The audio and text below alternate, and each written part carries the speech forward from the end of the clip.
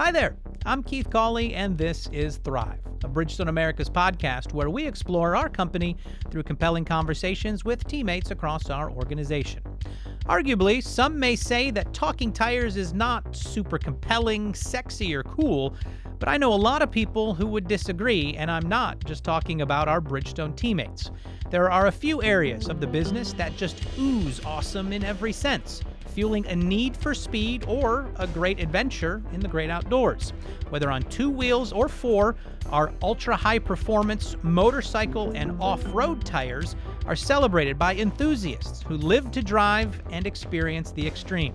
Today, we talk to Ian McKenney and Jared Williams about recent moves in these spaces that show how the passion and innovation that Bridgestone puts into these tires matches the excitement and emotion those enthusiast drivers get out of them.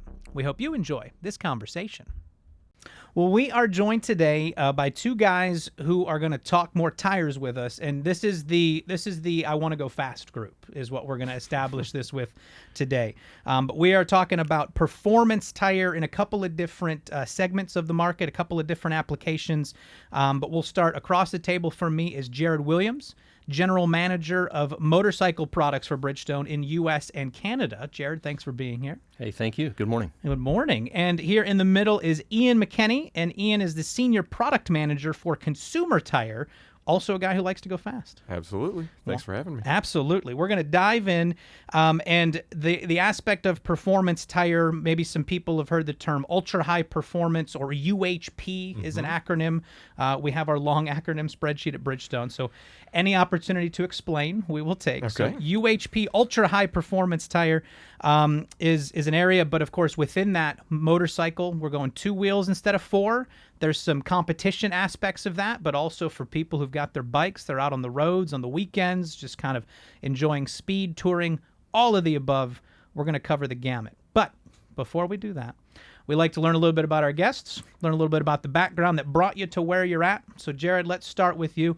What's been your journey in the world of whether it's tires or beyond that got you to your motorcycle role today? Sure. Well, first, thanks for having me. It's an honor to be here. I've been with Bridgestone for 18 years. I came into the company through the Navigator training program and spent my first 10 years in the consumer sales group. And my first job over there was area sales manager. I had the southern half of Texas, really got to know our retailers down there and learn the business. I progressed from there to the North Region marketing manager. Then led a sales team that covered the northeastern 18 states in the country. Had the wonderful opportunity to work with some of our largest customers. So Tire Rack, my team signed large customers like Mavis and Tire Discounters. So really proud of the work we did there. After 10 years, transitioned over to commercial TBR marketing. I was the Bridgestone brand and program manager. So I learned the fleet business, negotiated a lot of fleet contracts there, and really got exposure to brand marketing as well too. So all those skills really led me to where I am today, the general manager of motorcycle products, where we handle all those things. So, was it something that you saw that opening where like, I want to go do that, or was it kind of an opportunity as the availability in the position was there and it was kind of a next step that the company and you identified together? It absolutely was one of those things where I didn't know I wanted it till I saw it, right? So that's the story of our lives, everybody, right? Yeah. No, exactly. It had all the things I didn't know came together in one, because I love the sales, I love the marketing, and then you add the global aspect to motorcycles, and in addition, the customer loves your product.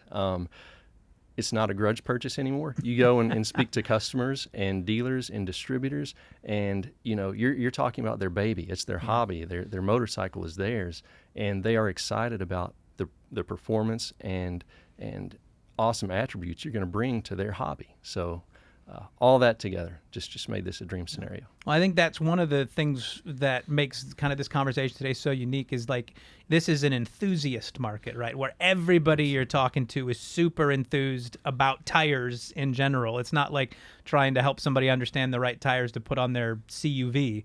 Like they know kind of about the tires in the world, right? So an enthusiast market. Ian, what about you in your journey at Bridgestone and beyond? Yeah, no, thanks for having me. Yeah. It's great to be here. I started with Bridgestone right out of college.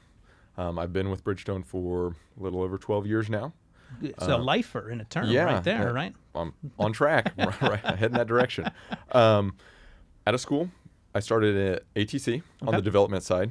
The America's Technology Center in Akron, Ohio. Sure. And I was in the consumer OE side when I started, so I worked with OEMs like BMW, Nissan, Volkswagen on projects at the time that would be coming out in 3 to 5 years in the future. So you'd get your laundry list of targets from the customer, from BMW, work as best you can to fit a tire for that specific vehicle.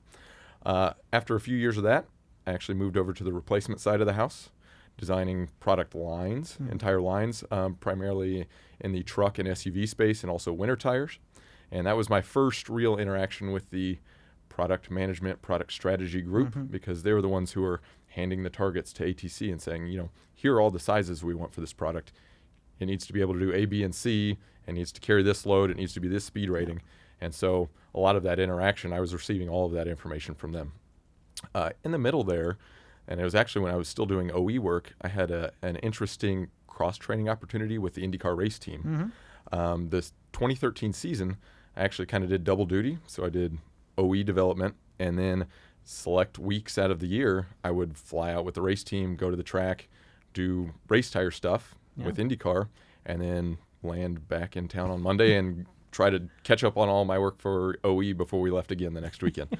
So that was a lot of fun. IndyCar is my passion. I should have led with this. I was born and raised in Indianapolis. Oh, all right. Indianapolis Motor Speedway was essentially in my backyard. Never missed a race. Loved IndyCar, NASCAR, everything I could get my hands on. In college, that's my co-ops were in the racing industry. So I viewed joining Bridgestone and Firestone as a way to extend my racing career. Turned out I loved the consumer side so much that that's where I stayed. In 2019, moved down to the tower here in Nashville, and it was on the project management side, doing a lot of our NPP process. Stepped into a different world on the commercial side, so doing TBR, BandAg, AOR, and did that for a couple of years. Saw an opportunity to join the product management team that I had interacted with so often when I was on the trade side, the replacement side, and really, wanted that job. I mean, it was a wonderful team of people to be on. Everything that they touch has such a huge impact on the company, and I said, I want to take part in that. So lucky enough that they would have me on their team, and have just been doing that for a little over the last year. So two guys who are super passionate about their roles and the tires that they're talking about in their roles. And you mentioned like the team that you're on now. So some people who've listened to other podcasts, Will Robbins is the leader of your team, right? Absolutely. And we talked to him and Iris previously about how we bring consumer products in particular to market. And so a part of that team, but a specific focus in a little bit maybe of the performance stuff, which is what we want to talk about today. And we mentioned that enthusiast audience, right? And I think from a consumer planning side, or even a marketing side, as Bridgestone is a brand, we kind of have some segments of audiences, right? And so at a high level, can you share a little bit about the people that make up these different audiences and where the enthusiast market, if you will, fits into that Sure, spectrum? yeah. In general, we have some high-level bins that we can categorize people and vehicles and tires into. Yeah. A lot of it is based on the USTMA. The U.S. Tire Manufacturers Association. Yes, right? Yep. Thank you very much. Yep. The way that they categorize tires. So you've got the two biggest categories would be the touring category and the highway category. And these are, generally speaking, the cars and the trucks that you see on the road every day, going up and down the road as you're on your way to work, you're going to the grocery store. They're by far the two largest segments. Everybody is using these products, and I don't want to say that they're not enthusiasts, but they're using these products on vehicles that are more utilitarian. Like I'm trying to get to point A to point B. Yeah. As we step away from those two, you start to get, we say the fringes, but the next two largest segments would be UHP, Ultra High Performance, that you mentioned. And then on the other side, we've got All-Terrain and Max Traction, which we kind of like to group together because they're doing similar things, maybe not to the same extent, but the same theme. So really our enthusiasts lie in those two groups. And then finally, we can close it out with winter tire. And that spans all the groups because, we need winter products for touring cars, for highway trucks, for, all-terrain vehicles that might want additional snow capabilities, or even in the performance space. Some people don't want to be limited on going fast if there's snow on the road. We've got a product for that too. Yeah. So. And when you talk about like the max traction, it's we just did a conversation with the off the road team, OTR, which is the giant mining construction tires. This is off road without the which is more Correct. like Jeep. You want to go mudding, you want to go bouldering type stuff. It's that type of enthusiast in off-road pursuits. Exactly. The road ending doesn't prohibit you from continuing to go. Fantastic. And so motorcycle, Jared, is a subset of that, maybe UHP or that, that enthusiast group. What would you say is the history? You talked about the global connection in Bridgestone, but what is, I guess, the place that motorcycle tire fits within the Bridgestone universe, and what's been its history with the company? Sure. So motorcycle's always been very important because even before we defined it as the E8 commitment, we were connecting to customers through emotion. So it's always been a very important part from that standpoint. So the quick history, let's go back to 1983, and you've already mentioned Potenza. Motorcycle's version of that is Battle Axe. That's our sub-brand for performance and race Strong tires. name in itself, right? Yeah. Exactly. The leading edge in battle. That's right. So anyway, a quick note. We launched Battle Axe in 1983, and our global CEO, Shu Ishibashi-san, he was actually heavily involved in that sub-brand launch. So no pressure on my team or anything, but it is important to certain people within the company. So in all seriousness, that was Bridgestone planting our flag in the ground saying performance, racing, etc., the enthusiast market is important to our company. And it didn't take long. 1987, we had already won our first MotoGP race at the 250 Grand Prix at Suzuka. MotoGP is the highest level racing in motorcycles, so it was a big deal. And over the next 15 or so years, Bridgestone had lots of success in MotoGP. It was open tire competition back then. Beginning in 2009, Bridgestone became the spec tire for MotoGP, and we held that until 2015. So what's really interesting to see, the technologies and all the success we had there, the technologies are now making their way into our mass market tires that normal consumers are riding on today. So that's just a really neat model to watch and also look forward to as well. Now, that's globally. In the U.S., North America, we're a little different here, right? So riding is a hobby. It's not a mode of transportation in North America. So cruisers, so think Harley-Davidson and Indian motorcycles. That's the American V-twin cruiser category. It's huge here, okay? Not necessarily around the globe, though. Sure. Also, we love our dirt bikes. So that's another category that's huge here, but not necessarily in every global market. So we're unique here that the highest level racing in off-road dirt is supercross, motocross racing. And so same thing, we've been heavily involved in that over the years. Supercross, not so much in recent years, but we were heavily involved back in the day. We still support many regional off-road and motocross series. And when you switch over to street road racing, bagger racing has really made a resurgence here, or really an invention in the past few years, okay?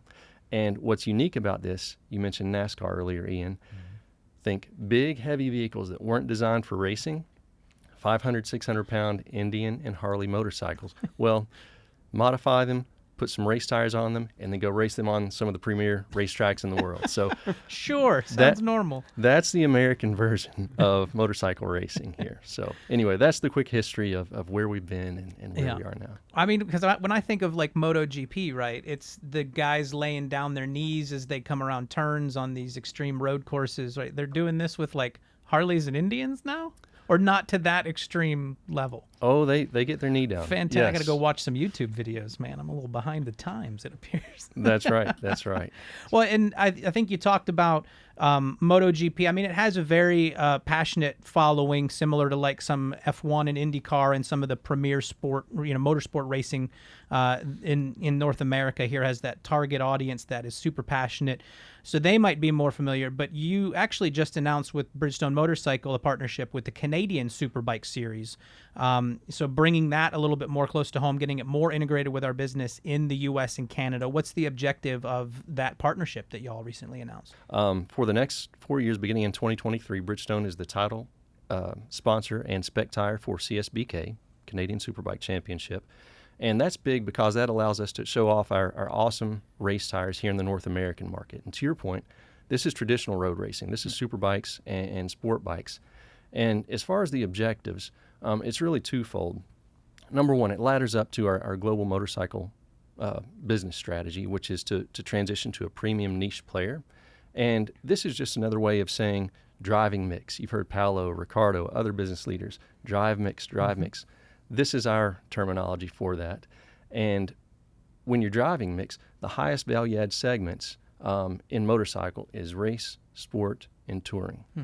So by capturing one of these pinnacle series like CSBK, it allows us to develop this technology and tie our marketing to that, and it trickles down and has that halo effect on some of these other categories. So that's the first objective. You know, it lines up to the North Star strategy as well, that building that earning power of the core tire business. The second objective, which is my favorite, is connecting to the customer or fulfilling the E8 commitment by connecting to the customer through emotion. You know, when you think about it, there are only a few Bridgestone businesses that can really do that. Yeah. We've got Bridgestone Golf, IndyCar, we've got the enthusiast segment that Ian is talking about in consumer, and perhaps I'm forgetting some, but motorcycle, that is really the purpose of our business. Of course, we have to deliver a profitable business, right? That's the other side of it, sure. That's it. But I had the chance to travel to Japan in August, and hearing the global leaders explain that motorcycles' true value to Bridgestone is connecting to the customer through emotion, because that's something we can do that many other businesses just can't as well. Yeah. Well, I know the recently announced 2030 long-term strategic aspiration, right, is the kind of short-term next 8 years or so of our step-by-step tactical execution of the 2050 path of our longer vision. But they call out the portfolios, right, in there of your consumer tires, your commercial tires, and then you have your premium tires or specialty tires, which is OTR, the off-the-road that we talked about with Rob and Grok. And in there is also aircraft and then motorcycle. I mean, some clear call-outs to these different segments and the value that they bring to the company that we don't always think about day to day, but are very vital to what we're doing, right? Well, Ian, so Jared's in the motorcycle space. Seems like we're growing. We're kind of doubling down a little bit there, as he said, around global motorsports and getting a little bit more of the racing segment of bikes into North America. We've seen over maybe the last 2 years or so, I think, a good bunch of new products come out in the ultra-high performance consumer space. So some things in the Potenza line, a new Firehawk product. But it had been a few years, if that's fair, right, since we've kind of seen that movement. So what's been, I guess, the buildup of the last couple of years to where we are right now? Sure, and I'll take us on a little history tour to explain kind of how we got to where we were. We like to learn here. Yeah, so we've got two major brands, Bridgestone and Firestone. I think everybody knows, and even on the Thrive podcast, you guys have had a chance to talk about Firestone's motorsports history, you know, being in essentially IndyCar from the very beginning at the Indy 500, you know, taking that through the 60s and then even in Formula One for Firestone from like the 50s into the 70s. It actually kind of dovetailed nicely because right about the mid-70s when Firestone, you know, got out of Formula One, that's when Bridgestone started getting in and dipping their toe into like the Japanese Grand Prix. And then, you know, saying, all right, how can we expand into Formula 2? And it was right about that time, you know, a couple years after that, they first started experimenting with motorsport that we got our first Potenza product in 1979. And it wasn't long after that where they really expanded into European Formula 2. And then, you know, participating in more Formula 1 races, we're getting all of these Potenza lines coming out. So as we're gaining this technology and this experience in motorsports, it's directly translating to the products consumers are getting on the road. And then we entered in the late 90s, Formula One, the top level of motorsports, full time. And honestly, you know, we won our first championship about a season later. So we get into it to compete. We're not there to just participate. We want to do well. Same thing happened with IndyCar. Firestone gets back into IndyCar, and within 2-3 seasons, competition's driven out because they can't keep up anymore. And so we've always excelled at motorsports. But, we saw in 2010, we decided, hey, maybe the top level Formula One, being a title sponsor and the sole provider of tires maybe isn't for us. We've had some products out there, but, life cycle, they got a little bit longer. And so we've had a concerted effort over the last couple of years, a reprioritization of the performance segment. Paolo's hit on several times some things like hyper-segmentation, where it's not enough to say, oh, yeah, we've got a product there. Well, how many more divisions within that performance segment are there? Are we participating there? Do we have a presence? And even, before it might have been, well, there's not a ton of volume, and so maybe that's not the play we want to make. Now it's, yeah, absolutely, we want to go after that, and we don't want to just participate, we want to win, and we can parlay this performance here into products that everyday customers are going to buy down the line.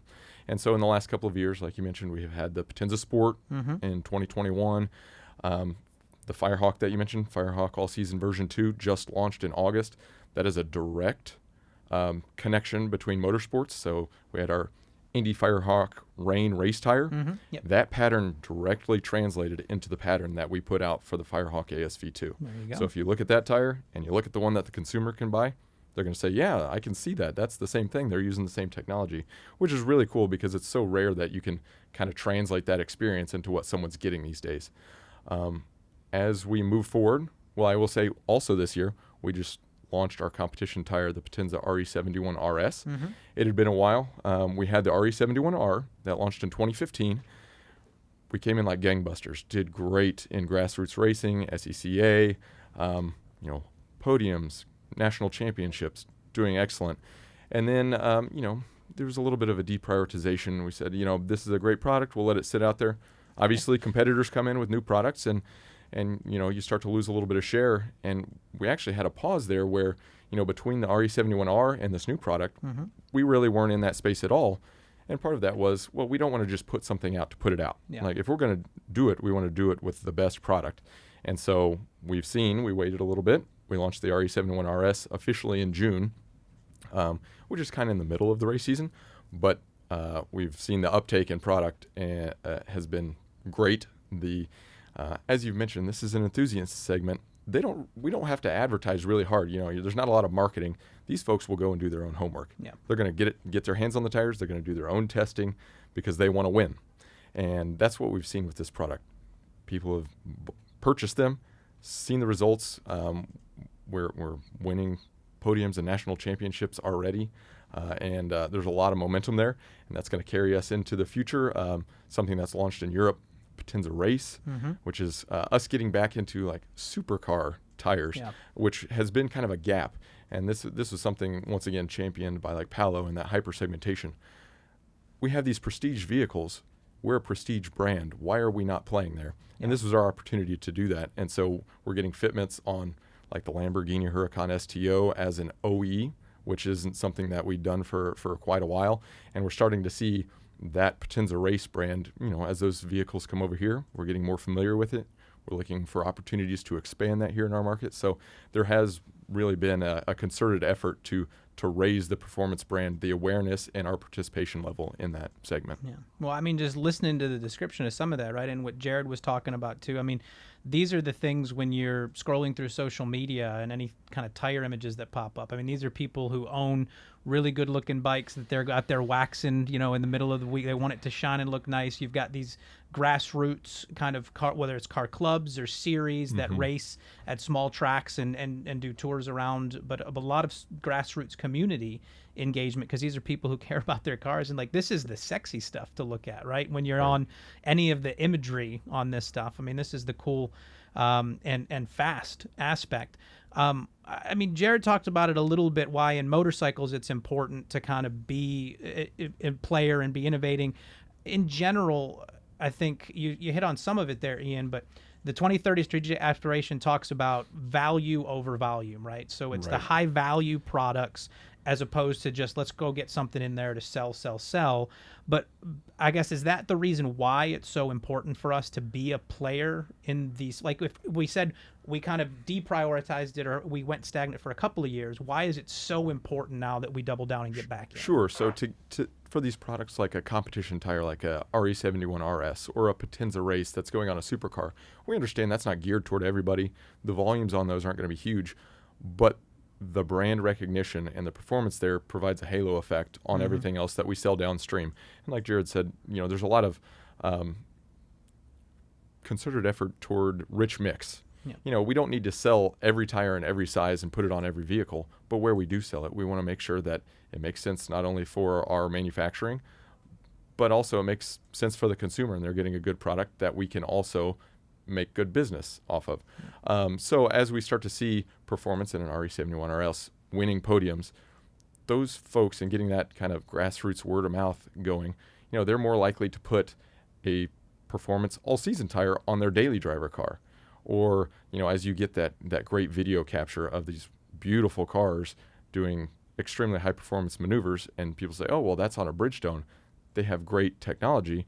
That's something that I can apply to my car. So as you start to get down into the performance segment away from competition, but you're looking at, a Potenza Sport, which is like a summer product for folks who just want to put it on their car and, go run the Blue Ridge Parkway and have a great weekend. Or on a daily driver to have like a Potenza RE980 AS Plus, that's an all-season product, but you can say, hey, the weather's a little bit bad, but I don't have to sacrifice that performance level.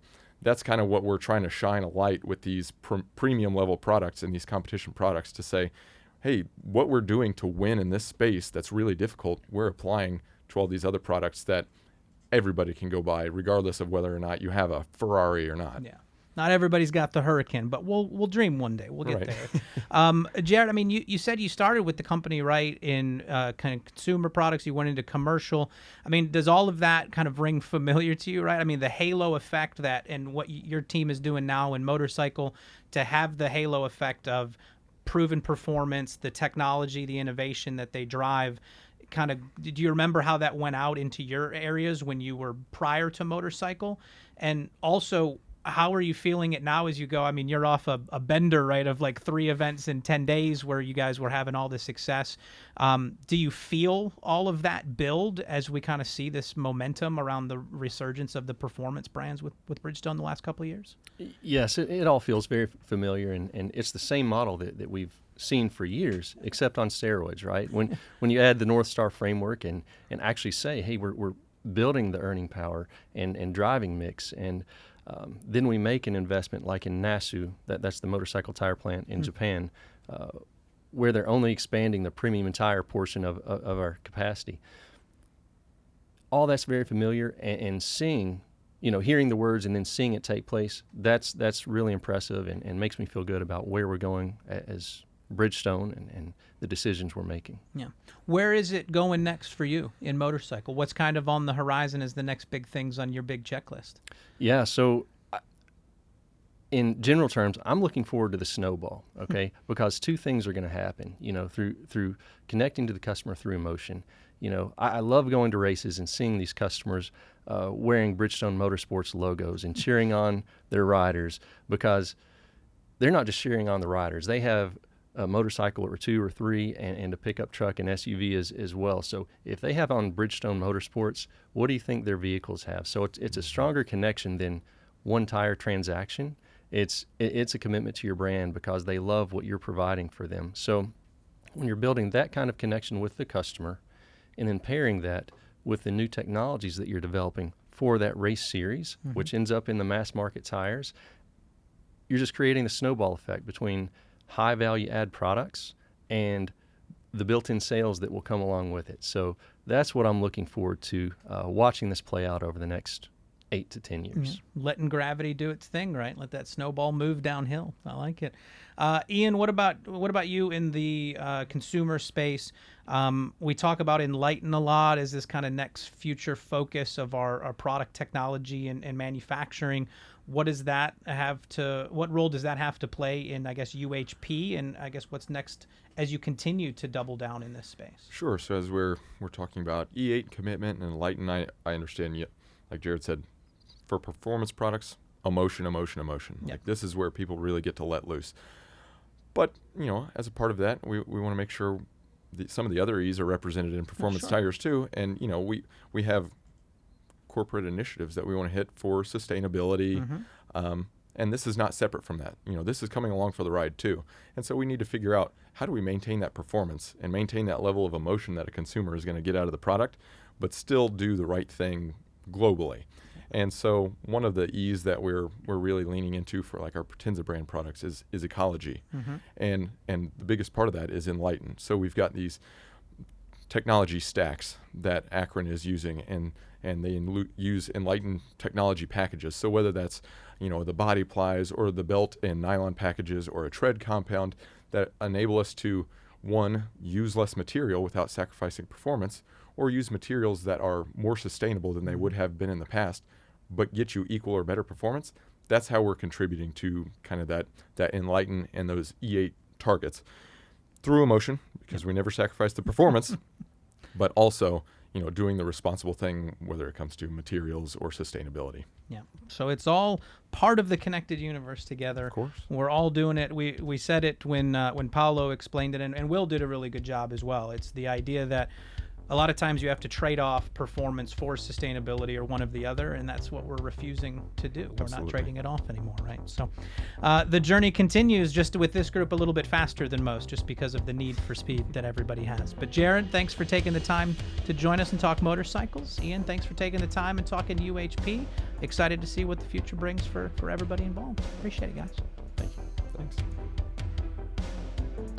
Now, if you're behind the wheel taking this one in and you suddenly feel the need for speed, just a reminder to play it safe and smart. For now, I'm sure Ian and Jared can connect you to a couple of places where you can get a little fast and furious with a proper performance tire fit under the wheels. If you like this chat, be sure to listen to some of our other conversations wherever it is you listen to podcasts. And remember, you can also watch episodes from Season 3 and forward on the Bridgestone America's YouTube page. Wherever it is you hear us or watch us, feel free to give us a rating or a review to tell us how we're doing. And you can always email a question, episode idea, or a piece of feedback via email at thrivepodcast@bfusa.com. Thanks for listening. I'm Keith Cawley, telling you to keep on keeping on. And remember that at Bridgestone, today, tomorrow, together, we thrive. Be good, everybody.